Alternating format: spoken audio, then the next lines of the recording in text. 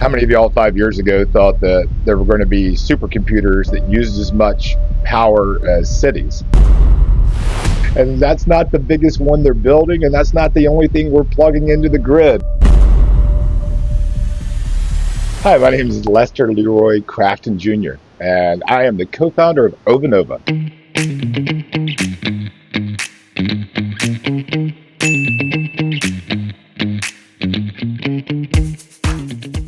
What I wanted to talk to y'all about today is this little situation we got ourselves in by plugging too much stuff in to the grid all at once.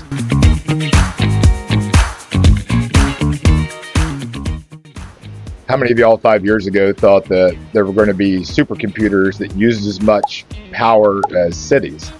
But that's the situation that we are in now.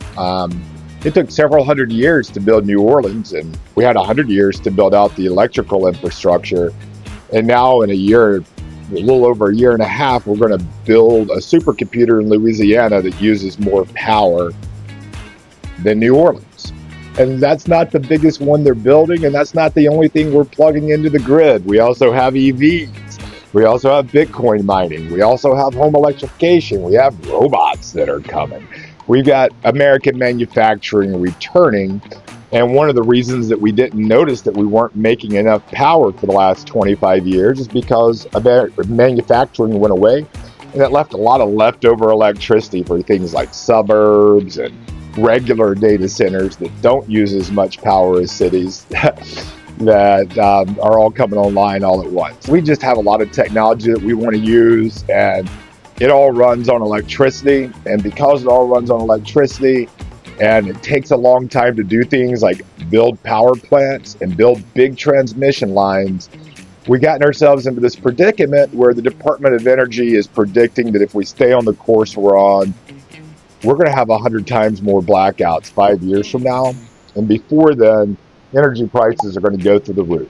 Because when you have a whole lot of things that want the same thing, then that means the prices go up and it's not as available. That's the energy situation that we're in. We just didn't mean to get here, sort of an accident. Oh, don't cry.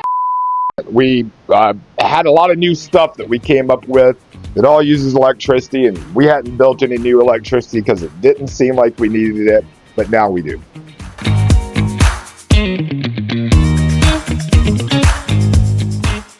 What we're doing about it is executing a plan that we've been working on for a decade. For a decade, we've known that it made sense for people to be able to produce their own power. But the technology needed to do it in a really smart way so that you can have power even if the sun isn't there, even if the wind isn't blowing, even if the trains aren't running to deliver the coal, even if the pipeline has a cyber attack that keeps the natural gas from going to where it needs to go.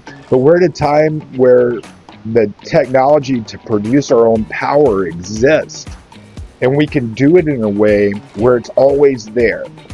And what a microgrid allows you to do is to have a grid for your property that is capable enough to also support the big grid so that you can love your neighbors and keep the lights on for them as long as possible. Not if the grid is down, but you can keep the grid stabilized by supporting it and injecting or sucking energy exactly when it's needed.